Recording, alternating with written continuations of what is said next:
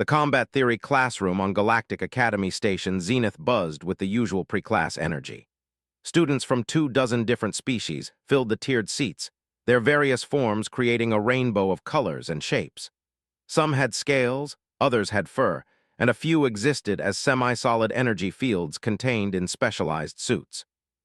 Danny Carter sat in his usual spot near the front, his muscular frame taking up more space than most other students. He stood nearly 7 feet tall with dense muscle tissue and bones that could withstand impacts that would shatter most species. His purple-tinted skin marked him as a member of one of the galaxy's premier warrior races. For 3 semesters, Danny had dominated every sparring session in this class. No one could match his speed or strength. Today we continue our discussion on combat effectiveness across different gravity environments, Professor announced. The instructor's 4 arms gestured at the holographic display behind him. Remember, what works on a low-gravity world will fail on a high-gravity planet. Danny barely listened. He had heard this lecture before. His eyes wandered across the classroom and landed on the new student sitting 3 rows back, had transferred to the academy 2 weeks ago, and she was the first human most students had ever seen in person. She sat quietly, taking notes on her brown hair pulled back in a simple tie. Humans were still a novelty in galactic society. Their planet Earth had only been contacted 5 years ago, and very few had ventured out to stations like Zenith. Danny had done some basic research when arrived. Humans were mammals from a planet in the outer rim. They looked fragile compared to most spacefaring species. Herself was maybe 5.5 feet tall with a slim build. Nothing about her suggested she was dangerous. The key factor, Professor continued, is understanding your opponent's evolutionary advantages. A species that evolved on a high-gravity world will naturally have greater strength. Danny raised his hand. Professor, what about species from soft worlds? Garden planets where there are no real predators or environmental threats. They would not stand a chance against a warrior species, right? Several students shifted uncomfortably. Everyone knew Danny's pride in his heritage, but his comments sometimes crossed into arrogance. That is an oversimplification, Mr. Carter, replied carefully. Every species has adaptations that help them survive. Even those from peaceful worlds have advantages you might not expect. But practically speaking, Danny pressed, a species like the would dominate in combat against, say, humans. Their planet is classified as what? A garden world. A quiet voice spoke from the back. Earth is classified as a Class 12. The room went silent. Everyone turned to look at who had spoken without looking up from her notes. Danny laughed. That cannot be right. I have seen the data on Earth. Lots of water, comfortable temperatures, plants everywhere. That is a garden planet if I ever heard of one. Finally looked up. Her gray eyes met Danny's with an unsettling calm. The classification is correct. Earth scores a 12 on the scale. That makes it one of the more dangerous inhabited planets in known space. Impossible, Danny said, standing up. His full height made several nearby students lean back. I have trained in combat since I was 4 years old, are the strongest species in this sector. No garden world species could possibly compete. Earth is not a garden world, said simply. Then prove it, Danny said, his competitive nature taking over. Sparring match, right now. If Earth is really so dangerous, then you should have no problem with a friendly fight. Professor's skin shifted to a worried orange color. Mr. Carter, I do not think that is wise. We have not covered human combat capabilities in class yet, and... I accept, said, closing her. The classroom erupted in excited whispers. Students began moving chairs to clear space around the sparring ring in the center of the room. Danny's friends Tyler and Lisa Grant clapped him on the back, already celebrating his victory. This will be quick, Tyler said with a grin. Try not to hurt her too badly. Danny nodded, feeling generous. I will go easy. 50% power maximum. No need to send her to the medical bay on her first real day of sparring. Walked down to the sparring ring without any visible emotion. She wore the standard academy exercise clothes, simple gray pants, and a fitted shirt. She began stretching, rolling her shoulders and neck in a way that seemed almost too flexible. Professor activated the safety systems. Energy shields shimmered to life around the ring, designed to contain any excessive force. Medical drones hovered nearby, their sensors active and ready. Standard Academy sparring rules apply. First person to yield or be rendered unable to continue loses. Do you both understand? Yes, Professor, they answered together. Danny stepped into the ring, bouncing on his feet. He had done this hundreds of times. The key was to end it quickly and cleanly. One good strike would be enough to convince that we're superior fighters. Then maybe she would understand the hierarchy of species in the galaxy. Stood still, watching him with that same calm expression. Her breathing was slow and controlled. She did not take a fighting stance that Danny recognized. Instead, she simply stood with her weight balanced evenly. Begin, Professor said, though his tone suggested he regretted allowing this. Danny moved forward at what he considered half speed. For that was still incredibly fast. He planned to grab's shoulder and gently force her to the ground. A simple demonstration of superior strength and speed, nothing that would actually hurt her. He never saw her move. One moment was standing still. The next moment, Danny's own momentum was turned against him. Something struck his jaw with precision force. His ribs exploded with pain. His shoulder jerked backward at an angle that shoulders were not meant to move. The world spun, and suddenly he was on his back, staring at the ceiling. The energy shields flashed bright red. Medical drones swarmed in with urgent beeping. Danny tried to breathe and felt sharp agony in his chest. His jaw would not move correctly. His vision blurred at the edges. Stood exactly where she had been, breathing normally, not even sweating. She looked down at him with something that might have been concern. Medical emergency, one of the drones announced in a flat mechanical voice. Multiple fractures detected, initiating emergency protocols. The last thing Danny saw before the pain medication kicked in was the timer on the wall. The match had lasted exactly 4 seconds. Professor's face appeared above him, all 4 arms moving in agitated patterns. Mr. Carter, stay calm. You are going to be fine. The medical team is here. Students crowded around the ring, their excited chatter turning to shocked silence as they realized what had happened. Tyler's face was pale. Lisa had both hands over her mouth. Stepped out of the ring and picked up her. I tried to be careful, she said quietly to Professor. I controlled the fall so his head would not hit the floor hard. You held back. Skin flashed between 3 different colors of distress. Of course, said as if it was obvious. This was just sparring. On Earth, we have rules about not causing permanent damage in training. The medical drones lifted Danny onto a hover stretcher. He could barely process what was happening through the haze of pain and medication. A human had defeated him in 4 seconds. A human from what he had called a garden world. A human who said she had held back. As they carried him toward the medical bay, Danny heard other students talking in hushed, frightened voices. Did you see how fast she moved? What kind of planet produces people like that? Maybe we should actually read the classification reports. Sat back down in her seat and resumed taking notes as if nothing unusual had happened. But every other student in the room was staring at her with new eyes. The fragile-looking human from the garden world had just put the Academy's top fighter in critical condition in less time than it took to blink. Professor cleared his throat, trying to regain control of his class. I think we will end today's session early. Everyone is dismissed, and please read your assigned materials about classifications before our next meeting. As students filed out, they gave a wide space, as if afraid to get too close. She gathered her things slowly, completely unbothered by the attention. In the medical bay, Danny drifted in and out of consciousness while machines worked to repair his shattered bones.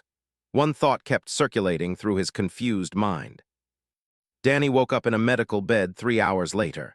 His entire body ached despite the pain medication flowing through his system. Soft blue lights surrounded him, and the quiet hum of medical equipment filled the air. He tried to sit up and immediately regretted it as sharp pain shot through his ribs. Easy, Mr. Carter, a calm voice said. Doctor, a physician with gray skin and large, gentle eyes, moved to his bedside. You have sustained significant injuries, 3 broken ribs, a fractured jaw, a dislocated shoulder, and a severe concussion. You need to rest. How long? Danny managed to ask, though speaking hurt. You will be here for at least 2 more days, said, checking the displays above Danny's bed.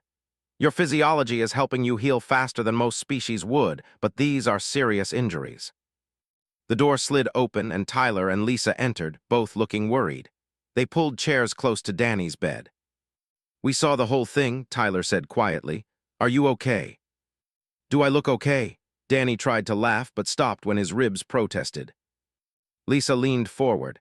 Danny, we watched the security footage. Multiple times, we still cannot figure out what she did. What do you mean? Danny asked.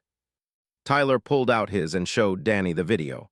Watch, you move toward her at half speed. That is still fast. Most students cannot even see half speed clearly. Danny watched himself on the screen. He saw his younger self moving forward, confident and strong, then moved. Even on slow playback, her actions were hard to follow. She stepped slightly to the side, her hand came up to redirect his arm, something struck his jaw, and then his whole body was rotating through the air before hitting the mat in a controlled fall. She used your own momentum, Lisa said. Every bit of force you brought into that attack, she turned it back on you. 4 seconds, Tyler added. The whole fight was 4 seconds, and you were unconscious before you hit the ground. Doctor returned with a medical scanner. If I may add some perspective, Mr. Carter, you should be grateful. I reviewed the footage as well. The human student demonstrated remarkable control. She could have killed you easily with those strikes. Instead, she calibrated her force to disable you while minimizing permanent damage. Danny felt cold despite the warm medical bay. She held back. Significantly, confirmed. The strike to your jaw was powerful enough to fracture the bone but not shatter it completely. The rib breaks are clean and will heal properly. The shoulder dislocation was almost surgical in its precision. If she had wanted to kill you, Mr. Carter, you would not have survived the first second. The 3 students sat in silence, processing this information. Finally, Danny spoke. I called her planet a garden world. I said humans were weak. Yeah, Tyler said, you did. The whole academy is talking about it, Lisa added. Some students think you threw the fight, others think you some kind of illegal enhancement, but most people are just scared of her now. She did not cheat, Danny said firmly. I felt it, that was pure skill and strength, I do not understand how. Doctor pulled up a holographic display. Perhaps I can help with that. After the incident, I became curious about human physiology. I accessed Earth's official galactic classification report. The results are disturbing. The display showed an image of Earth from space. It looked beautiful, with blue oceans and green continents wrapped in white clouds. This is Earth, said. At first glance it appears pleasant, but look at the actual data. Numbers and charts filled the air around the planet image. Earth's gravity is 1.4 times the galactic standard, explained. Most spacefaring species evolved on worlds with 0.8 to 1.1 standard gravity. Prime, Mr. Carter, has 1.3 times standard gravity. Earth exceeds even your. Danny stared at the numbers. He had always been proud that came from a high-gravity world. It made them stronger than most other species. But humans came from somewhere even harsher. The atmosphere contains 21% oxygen, continued. That concentration is toxic to at least 40% of known species. For humans, it is normal. Their bodies are designed to process high oxygen levels efficiently. More data appeared. Climate patterns, geological activity, biodiversity charts. Earth experiences extreme weather systems, hurricanes with winds exceeding 200 kilometers per hour, tornadoes that can level entire settlements, earthquakes that reshape continents, volcanic eruptions that block out the sun for months, floods, droughts, ice storms, heat waves. The planet is in constant environmental chaos. Lisa leaned closer to the display. How do humans survive all that? They adapted, said simply. Evolution forced them to become resilient, but the environmental factors are only part of the story. Look at Earth's predatory species. Images appeared of various Earth animals. A massive shark with rows of teeth, a striped cat with claws the size of knives, a bear standing 3 meters tall, a crocodile with jaws that could crush bone. These are just a few examples, said. Earth has thousands of predatory species. Humans evolved alongside them. They learned to hunt, to fight, to survive in an environment where nearly everything wanted to kill them. Tyler's face had gone pale. We have no natural predators on my. The largest dangerous animal is maybe the size of my hand. Same with most garden worlds, agreed. But Earth is not a garden world. It is classified as Class 12 for very good reasons. Only 3 known inhabited planets score higher, and all 3 have populations of less than 1 million because the conditions are so harsh. Danny tried to process this information. His entire worldview was cracking. So, she is normal for a human. Actually, according to her file, she is slightly below average in physical capability for her age group, said. Below average, Danny repeated in disbelief. Human military personnel undergo much more intensive training than Miss has received. She learned basic self-defense and discipline growing up, but she is not a professional soldier. A trained human combat specialist would be far more dangerous. The room fell silent again. Danny thought about all the times he had bragged about superiority. He had assumed that because we're strong among most known species, they were the strongest possible. He had never considered that somewhere in the galaxy there might be a species that made look weak. There is more, said. I spoke with Professor after the incident. He accessed Miss Academy application. She was specifically chosen to represent humanity because she is diplomatic and level-headed. Earth's government wanted someone who would not cause problems, someone calm and peaceful. That was their peaceful choice? Tyler asked. Apparently so, confirmed. Danny closed his eyes, feeling exhausted and humbled. I need to apologize to her. That would be wise, said. But first you need to heal. Rest now, Mr. Carter. As his friends left and the lights dimmed, Danny lay in the medical bed thinking about Earth. A planet with crushing gravity, toxic air, extreme weather, and countless predators. A planet that forged its inhabitants into survivors who could disable a warrior in 4 seconds while holding back most of their strength. He had challenged a girl in class and ended up in critical condition. But the worst injury was not to his body. It was to his pride and his understanding of the universe. Somewhere on the station was probably studying or eating dinner or doing whatever normal students did. She had defeated him effortlessly and then gone back to taking notes as if nothing important had happened. Because for her, it probably was not important. It was just another day. 3 days after the match, Danny was released from the medical bay. His ribs still ached when he moved too quickly, and his jaw was tender, but healing had done its work. Physically, he would be fine in another week. His pride would take longer to recover. The academy felt different now. Students stared at him in hallways, whispering behind their hands. Some looked at him with pity. Others seemed amused that the undefeated champion had been crushed so easily. Danny kept his head down and tried to ignore them. But he could not ignore the video. It had spread across the Academy network within hours of the match. Everyone had seen it. Danny Carter, top combat student, defeated in 4 seconds by the quiet human girl. He had watched it himself dozens of times, trying to understand what had happened. Each viewing showed him something new. The way had analyzed his movement before he even completed it. The precision of her strikes. The control she maintained even while moving at incredible speed. It was not just strength. It was skill built on years of training and instincts honed by evolution. On the 4th day, Danny made a decision.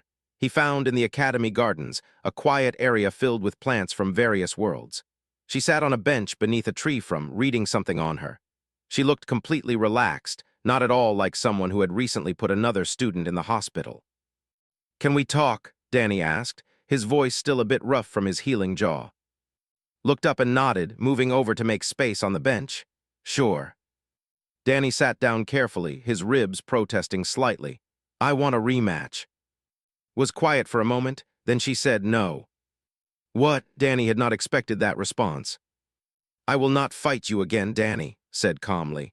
I do not want to hurt you more than I already did. I can take it, Danny insisted. I was not ready before, I underestimated you, but now I know what you are capable of, I can adjust my strategy. That is not the point, said, setting down her. Danny, you asked for a friendly sparring match. On Earth, when we spar with friends, we agree on the rules first. We set intensity levels. We make sure both people understand what kind of fight it is going to be. I thought that was understood, Danny said. For you, maybe, replied. But I did not know what a sparring match looks like. You came at me fast and hard. My training kicked in. I responded to what I perceived as a real threat. Danny thought about this. So you were defending yourself, not sparring. Exactly, said. If I had known we were just playing, I would have pulled back much more. Instead, I treated you like a danger. That was my mistake. I should have asked more questions before agreeing to fight. You were still holding back, Danny pointed out. Doctor told me you could have killed me. Yes, said simply. Humans learn control early. We have to. We are strong enough to hurt each other badly, so we are taught to measure our force. Even when I fight seriously, I automatically hold back enough to avoid killing unless my life is actually in danger. Danny sat back against the bench, processing this. Tell me about Earth, the real Earth, not the tourist information or the basic classification data. I want to understand. Smiled slightly. Okay, what do you want to know? How do humans train? Danny asked. You said you are below average for your age. How is that possible? Human children start physical education young, explained. By age 5, most of us are learning to run, climb, swim, and do basic exercises. By age 10, we are expected to be able to run several kilometers without stopping. By 15, we have usually tried multiple sports or martial arts. I am 20 now, and I have been training in self-defense since I was 6. 14 years of training, Danny said. Basic training, corrected. I am not a soldier. I did not go through military conditioning. I just learned enough to protect myself and stay fit. A human Marine or Special Forces soldier trains much harder and much longer. She pulled up images on her. This is a human military obstacle course. Soldiers run through it carrying 20 kilograms of equipment. They climb walls, cross water, crawl through mud, and navigate barriers. They do this in under 10 minutes. Danny looked at the course. It would be challenging even for and your soldiers do this in Earth gravity. Yes, said. In gravity that is 40% higher than what you are used to on this station, while breathing air that would make some species dizzy, and they are expected to do it after staying awake for days straight and marching for hours. She showed him another image, a human running on a dirt path through a forest. This is endurance running, said. Humans evolved as persistence hunters. We would chase prey for hours or even days until the animal collapsed from exhaustion. Our ancestors could track and pursue for longer than almost any other species on Earth. We might not be the fastest in a sprint, but we just keep going. Days, Danny repeated. You can run for days. With proper training and packing, yes, said. There are races on Earth where people run for 100 kilometers or more. Some races last for days. We have people who do this for fun. Danny shook his head in disbelief. Even the best warriors needed rest after a few hours of combat. The idea of running for days seemed impossible. Show me, he said suddenly. Show me basic human training. I want to try. Looked concerned. You are still healing. Basic exercises only, Danny said. Nothing that will hurt my ribs more. Please, I need to understand. Considered for a moment, then nodded. Okay, but we start very light, and if your ribs hurt, we stop immediately. They went to one of the academy's exercise facilities. A few other students were there, and they stopped to watch when Danny and entered together. Word spread quickly, and within minutes, Tyler, Lisa, and several others had gathered to observe. First we warm up, said. She began stretching, moving through a series of poses that emphasized flexibility. Danny tried to copy her movements and realized quickly that humans were far more flexible than, could bend and twist in ways that his body simply could not match. Okay, now basic exercises, said. We will start with push-ups. She dropped to the floor and demonstrated. Her body moved in a straight line, controlled and precise. She did 20 push-ups without any sign of strain. Danny got down and tried. With his ribs still healing, it hurt more than he expected, but he managed 15 before the pain made him stop. Good, said. Now pull-ups. They moved to the pull-up bar. It was set high enough for most species to use, jumped up and grabbed the bar, then pulled herself up smoothly. She did 12 pull-ups before dropping back down. Danny tried next. The bar was designed for various species, so it could handle his weight easily. He managed 10 pull-ups, his shoulder protesting from the recent dislocation. Not bad, said. Remember, you are injured. When you are fully healed, you would do better. But you did more than me, Danny said, and you are smaller. Pound for pound, humans are very strong, explained. Earth's gravity forced us to develop dense muscle and strong bones. Plus, we have excellent grip strength. Our hands evolved to climb and hold tools. They moved to the running track, set a moderate pace, and Danny followed. At first, it seemed easy, but kept going and going. After 20 minutes, Danny was breathing hard. After 30 minutes, his legs were burning. After 40 minutes, he had to stop. Continued for another 20 minutes before stopping, barely winded. How? Danny gasped, hands on his knees. Endurance, said. Human bodies are efficient. We can regulate our temperature through sweating. We can process oxygen well. We can keep moving long after other species would collapse. This is just normal for us." By now, a crowd of students had gathered. They watched in silence as the human girl outperformed the warrior in test after test. A small student named spoke up. "Is this really normal for humans, or are you special?" "I am average," said. "Maybe slightly below average in some areas. There are billions of humans on Earth who are stronger, faster, or tougher than me." The students looked at each other nervously. If was below average, what were the exceptional humans like? Tyler asked the question everyone was thinking. What is the strongest human like? Thought for a moment. There are humans who can lift several times their body weight, humans who can run 100 meters in under 10 seconds, humans who can hold their breath underwater for over 20 minutes, humans who have climbed mountains that reach above where the air is thin enough to kill most people, and there are humans who have combined multiple abilities, strong and fast and smart all at once. "And they all come from Earth," Lisa said quietly. "Yes," confirmed. "Earth made us this way. The planet is harsh and dangerous and beautiful. It kills anyone who is not strong enough to survive. Every human alive today is descended from ancestors who survived countless threats. Predators, diseases, natural disasters, climate shifts. Our evolution was violent and difficult. We are because Earth is." Danny sat on a bench, his body exhausted from the workout. But his mind was clear for the first time since the match. He understood now, was not an exception. She was not enhanced or modified. She was simply a product of her world, the same way Danny was a product of. But Earth had demanded more from its children than had, and so humans had become more. "I am sorry," Danny said suddenly. The crowd went quiet. "I am sorry. I insulted you and your people. I challenged you because of my pride. I thought we're the strongest warriors in the galaxy. I was wrong." Walked over and offered her hand. "You were not completely wrong, are strong. Your people are impressive, but strength comes in different forms. You are powerful in short bursts of intense combat. Humans are built for endurance and adaptation. Different does not mean better or worse, just different." Danny took her hand and stood. "Friends." "Friends," agreed. The students began to disperse, talking among themselves. The human was not a threat to be feared. Victor Slate came from money and power. His family controlled mining operations across 3 systems, and like him were used to being important. They were not the strongest species but they were influential. They understood politics and leverage, and Victor did not like how much attention humans were getting lately. He gathered his group in a private study room 2 days after his exercise demonstration. 5 students sat around the table, all from wealthy or politically connected families.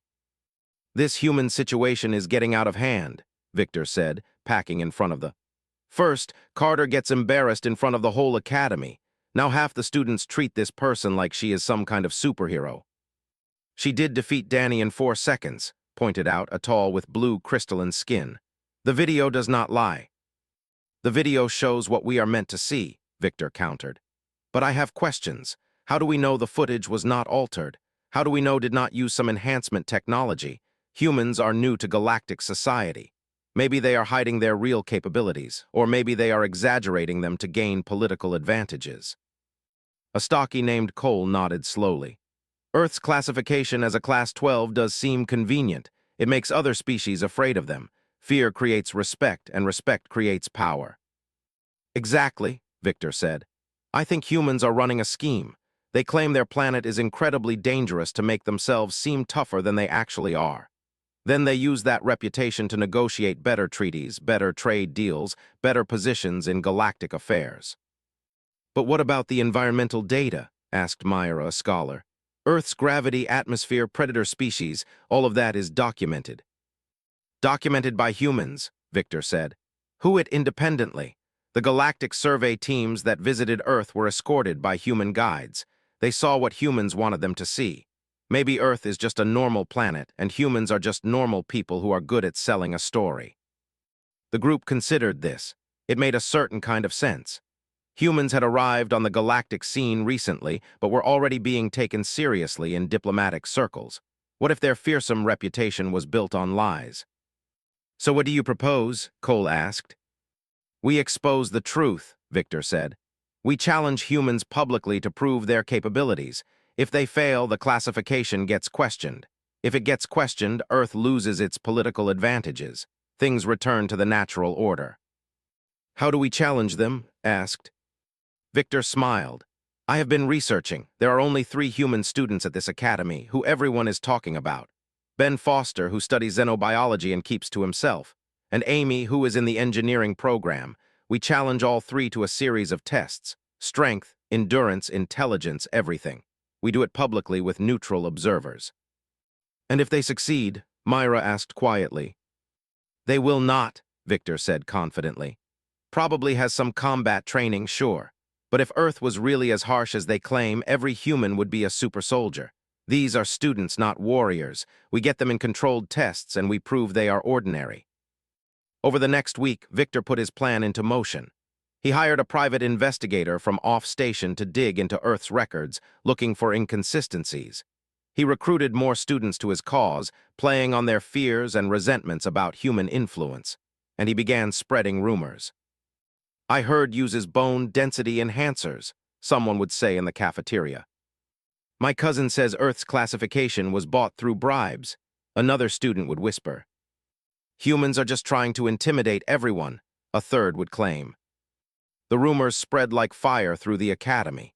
Not everyone believed them, but enough people had doubts that it created an atmosphere of suspicion. Danny tried to defend, explaining what he had learned, but many students dismissed him as being manipulated. Professor noticed the changing mood and called to his office. Miss, I am concerned, the said, his skin showing colors of worry. There is a growing movement among certain students who doubt human capabilities. They believe Earth's classification is fraudulent. Sat calmly in the chair across from his desk. I know, I have heard the rumors. Does it bother you? Asked. A little, admitted. But I understand why some people are skeptical. Humans are new here. We have not built up generations of relationships like other species have. It is natural for people to question outsiders. What will you do? Asked. Thought for a moment. I could ignore it and let the rumors fade on their own, or I could address it directly. Maybe I should give a presentation about Earth, real information from primary sources, let people see the truth and decide for themselves. Skin brightened to an approving green. That is an excellent idea. I can arrange for auditorium time, make it open to the whole academy.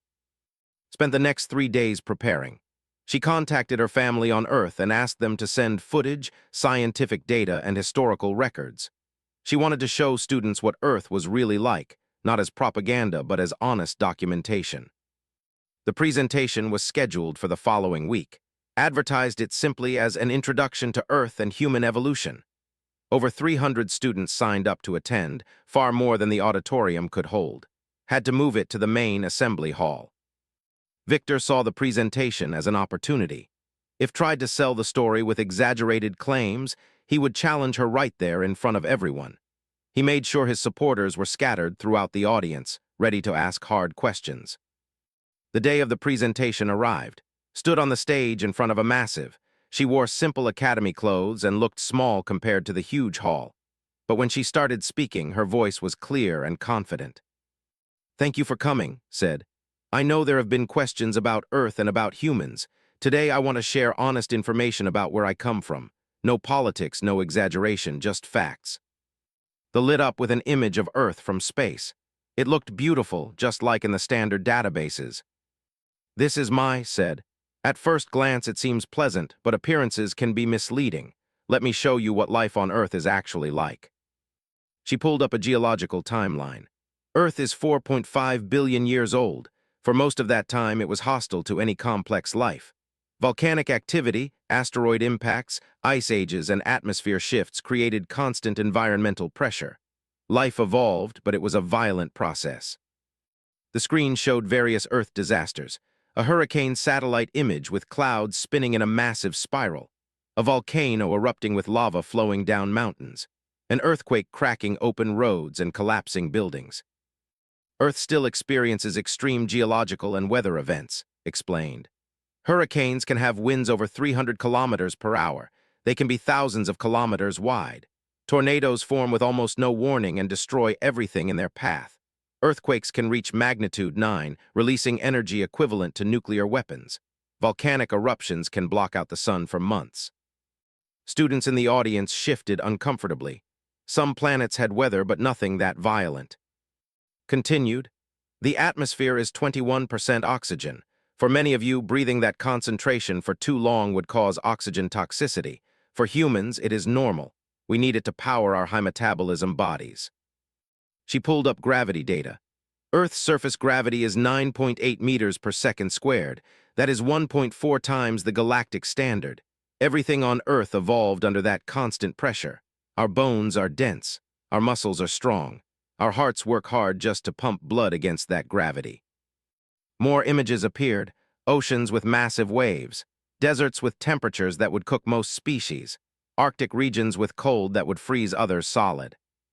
Temperature ranges from -60 Celsius to +50 Celsius in different regions, said. Humans have adapted to survive in all of these environments. We have people living in frozen tundra and burning deserts and everything in between. Then came the predators. They showed a great white shark breaching the water, its jaws full of triangular teeth, a crocodile lurking in murky water, a polar bear standing on ice, a tiger moving through tall grass, a python thick enough to swallow prey whole. The audience went silent. These creatures looked like nightmares. Earth has thousands of predatory species, said. Some hunt in water, some hunt on land, some hunt from the air. Many of them are strong enough to kill a human easily. Our ancestors survived by being smarter, more adaptable, and more persistent than anything trying to eat them. She showed footage of a human persistence hunt, filmed by anthropologists studying ancient techniques. A human running after an antelope in African heat. The antelope was faster in short bursts, but the human just kept coming. After hours, the antelope collapsed from exhaustion. The human was tired but still moving. We evolved as pursuit predators, explained. We cannot outrun most prey in a sprint, but we can follow them until they collapse. We can track for days. We can keep moving when other species have to stop. This is normal for us. Victor stood up from his seat in the audience. These images could be faked. How do we know Earth is really like this? Looked at him calmly. Fair question. The footage I am showing is from Earth's planetary database by galactic survey teams, but if you want independent confirmation, you can check the survey archives. Multiple species visited Earth and documented these conditions. Their reports are public record. Reports they wrote after being escorted by humans, Victor shot back. Who knows what they were allowed to see? Then commission an independent survey, suggested. The Galactic Council offers grants for planetary studies. Apply for one. Visit Earth yourselves without human guides. See if the reality matches the reports. This caught Victor off guard. He had not expected to encourage independent investigation. Continued her presentation, showing human history, culture, and achievements. She explained how humans developed technology, formed societies, and eventually reached space. She was honest about human flaws, too, about wars and mistakes and ongoing problems. We are not perfect, said. We struggle with the same things many species struggle with: politics, resource distribution, social conflicts. Being from a does not make us better than anyone else. It just means we evolved under different pressures. As the presentation ended, Victor stood again. I have a proposal. I challenge you and the other human students to a series of tests. Strength, endurance, problem-solving, all of it. Administered by neutral observers from multiple species. If humans are really as capable as you claim, you should have no problem proving it. The hall went quiet. All eyes turned to. She looked at Victor for a long moment. I will accept your challenge on one condition. What condition? Victor asked. If I and the other humans pass your tests, you have to spend one full day in an Earth environment simulation, said. Experience what we experience every day. Deal. Victor hesitated. He had not expected a counteroffer, but backing down now would make him look weak. Deal. We will arrange the tests for next week. As students filed out of the assembly hall, Danny caught up with, Are you sure about this? Victor is not going to play fair. Smiled, I know, but sometimes the best way to handle doubt is to face it directly. Besides, I am curious to see how Victor handles Earth simulation. I think it will be educational for everyone. You are scary when you are confident, Danny said with a slight grin. The Academy administration set up the testing facility in the main gymnasium. Neutral observers from 5 different species monitored every piece of equipment. Medical teams stood ready. Security cameras recorded from multiple angles. Victor wanted everything documented so there could be no doubt about the results. Stood with the other two human students. Ben Foster was a quiet guy who studied xenobiology and preferred working in labs to socializing. Amy was an engineering student with a sharp mind and quick wit. Neither of them had wanted this attention, but they agreed to participate when explained the situation. Remember, told them quietly, we are not trying to show off, we are just being ourselves, do what feels normal for you. Normal for us might shock them, Ben said nervously. Then they will learn something, Amy replied. Victor stood with the neutral observers, reviewing the test protocols. Day 1 would be endurance. Day 2 would be strength relative to body weight. Day 3 would be reaction time and pattern recognition. Day 4 would be problem solving under pressure.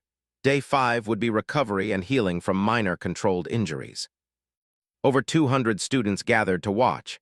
Some supported the humans, others sided with Victor's skepticism. Most just wanted to see what would happen. The endurance test began at dawn station time. A simple challenge, run on the academy track until you cannot continue. Participants could go at their own pace, but stopping meant failure. Victor had recruited an athlete named to represent non-human students, were known for decent stamina, was confident he could outlast the humans. The test started. Ben and Amy began running at what looked like an easy pace, ran beside them matching their speed. The first hour passed, then the second hour, was breathing harder now, but the humans seemed comfortable. By the third hour, slowed down. His legs were getting heavy. The humans continued their steady pace, talking casually among themselves as they ran. At hour 4, stopped, hands on his knees, gasping for air. I cannot continue, he admitted. The humans kept running. Hour 5, hour 6. Students watching began to get restless. This was boring. The humans just kept going in circles around the track, their pace never changing. How long can they keep this up? Someone in the crowd asked. Danny, watching from the stands, said, told me humans can run for days if they pace themselves properly. This is just getting started for them. Finally, after 6 hours and 20 minutes, called out to Ben and Amy. I think we have made the point. Want to stop? My feet are getting sore, Amy admitted. Let us call it. They stopped together, barely winded. They had run over 70 kilometers without serious difficulty. Victor stared at the results display. No tricks, no enhancements, just 3 humans running for over 6 hours straight like it was normal. Day 2 brought the strength tests. The equipment measured how much weight participants could lift relative to their body weight. Victor recruited a named Grendel, a species known for being strong despite their small size. Grendel went first, lifting impressive amounts for his size. He completed bench presses at 3 times his body weight. The crowd applauded. Ben went next. He was the smallest of the 3 humans, but he matched Grendel's numbers easily, then exceeded them. By the end, Ben was lifting 3.5 times his body weight. Amy did even better, reaching 3.8 times her body weight. Who had combat training that included strength conditioning, managed 4.2 times her body weight. The pull-up test was worse for Victor's case. Humans excelled at exercises that required grip strength and body control. Did 50 pull-ups before stopping. I could keep going, she said, but I think this is enough data. Day 3 tested reaction time and pattern recognition. Humans had evolved as hunters who needed to spot prey, predict movement, and react quickly to danger. The test involved tracking fast-moving objects on screens and predicting their paths. All 3 humans scored in the top 5% of all Academy students ever tested. Their ability to recognize patterns and react was exceptional. This is not fair, Victor complained to the observers. Their eyes evolved for hunting. Of course they are good at tracking movement. That is the point, one observer replied. Evolution shaped them for survival, just as it shaped your species and mine. Day 4 brought problem-solving tests under simulated stress conditions. Participants had to solve puzzles while dealing with loud noises, flashing lights, and time pressure designed to create panic. Humans, it turned out, were very good at staying calm under pressure. Earth had taught them to think clearly during natural disasters and life-threatening situations. The stress simulation was mild compared to what their ancestors had survived. Amy solved her puzzles fastest. Ben made the fewest errors, found creative solutions the test designers had not anticipated. By day 5, Victor knew he had lost. The healing test just confirmed it. Participants received identical minor cuts under medical supervision, then their healing was monitored. Human healing factors were accelerated compared to most species. Their cuts sealed faster and with less infection risk. Class 12 natives have enhanced immune systems, the medical observer explained. Constant exposure to pathogens forced rapid evolution of defense mechanisms. Humans heal quickly because Earth punishes those who do not. The tests concluded with clear results. The 3 human students had performed at or above the level of the best students from any species. No tricks, no enhancements, just natural capabilities from a harsh. Now came Victor's turn. The Earth simulation chamber was normally used for training students who might visit dangerous planets. It could recreate environmental conditions from temperature to gravity to atmosphere. For Victor's simulation, programmed what she called a pleasant summer day on Earth. Victor entered the chamber wearing standard protective gear. The simulation activated. Immediately, Victor felt the weight. Earth's gravity pressed down on him like a heavy blanket. Each step required more effort than normal. His breathing became labored as his body struggled to process the oxygen-rich air. "This is the mild setting," he asked over the communication system. "This is normal Earth surface conditions," his voice replied. "Temperature is 25 Celsius. Humidity is moderate. No extreme weather. This is the kind of day humans consider perfect for outdoor activities."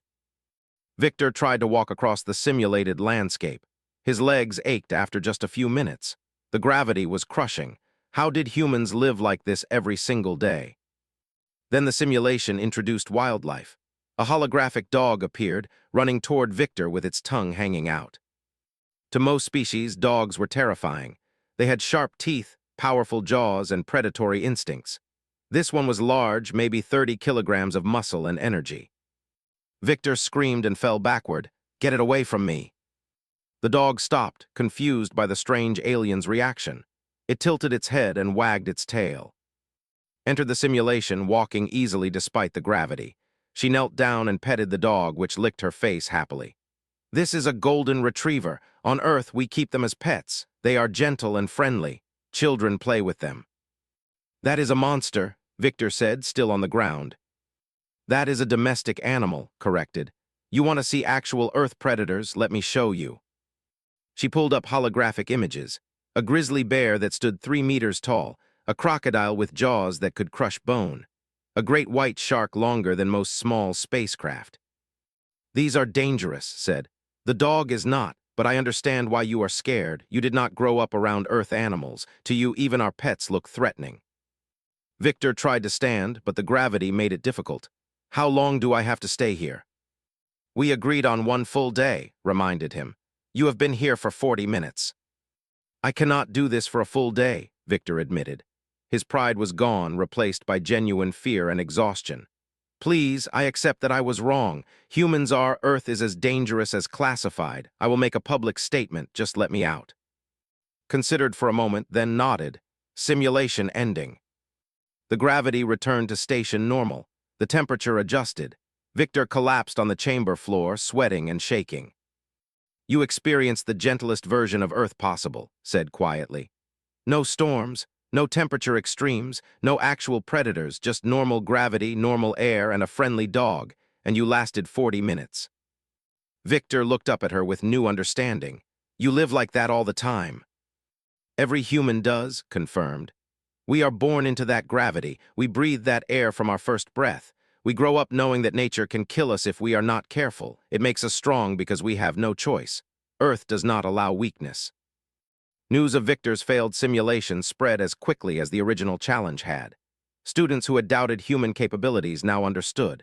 The 3 human students were not exceptional by human standards. They were average. And average humans could outlast, outperform, and outlive most other species in conditions that ranged from normal to extreme. Victor kept his promise. He made a public statement in the Academy Assembly Hall, with standing beside him. "I was wrong," Victor said simply. "I doubted humanity's classification because I did not understand what it really means. I thought humans were exaggerating their abilities to gain political advantage. But after experiencing even the mildest Earth conditions, I realize they are actually understating how harsh there is. Any species that can call that planet home deserves respect. The student body applauded, not because Victor had lost, but because he had shown the courage to admit his mistake publicly. Shook his hand. Thank you for being willing to learn, that takes strength too. In the weeks that followed, the academy culture shifted. Students stopped viewing Ben and Amy as threats or oddities. Instead, they became valuable resources. Students asked them for fitness advice, combat training, and endurance coaching. Danny became regular sparring partner and close friend. He learned human fighting techniques and taught her combat philosophy in return. Their practice matches drew crowds, though still won most of them. You are getting better, told Danny after one session. A few more months and you might actually land a solid hit on me. I landed 2 hits today, Danny protested. I let you land those, said with a grin. I am trying to build your confidence. Professor adjusted his combat theory curriculum to include detailed information about species and their capabilities. Earth became a case study in extreme evolutionary pressure and adaptive success. The Academy administration created new exchange programs specifically for human students, recognizing that their unique perspective and abilities could benefit the entire galactic community. Sat in the garden one evening, the same place where Danny had first asked for a rematch weeks ago. She was writing a message to her family back on Earth. Mom, Dad, she typed, things are going well at the Academy. There was some tension when I first arrived, but we worked through it. Turns out, demonstrating human capabilities is the best way to earn respect. People here are starting to understand that Earth made us strong, and we can use that strength to help others, not just intimidate them. She paused, thinking about everything that had happened. The challenge from Danny, the doubts from Victor, the tests and the simulation and the slow building of understanding. I think this is what humanity is supposed to do out here among the stars, she continued typing. Not conquer or dominate, but show others what is possible when you refuse to give up. Earth taught us to survive anything. Now we can teach others to be stronger too. She sent the message and looked up at the stars visible through the garden's transparent dome. Somewhere out there was Earth, the beautiful blue that had forged her species into survivors. And here she was, representing humanity among the stars, one friendship and one challenge at a time. Danny found her there an hour later. Group study session tonight for the xenobiology exam. You coming? Absolutely, said standing up. Who else is coming? Tyler, Lisa, Amy, Ben, Victor, and about 10 others, Danny said. We figured you could help explain Earth's ecosystem diversity. The textbook does not do it justice. Smiled, sure, I can talk about Earth ecosystems. Fair warning, though, some of the species' interactions might give people nightmares. They are already used to that, Danny said. You are the human, nightmares come with the territory. They walked together back toward the academy dormitories.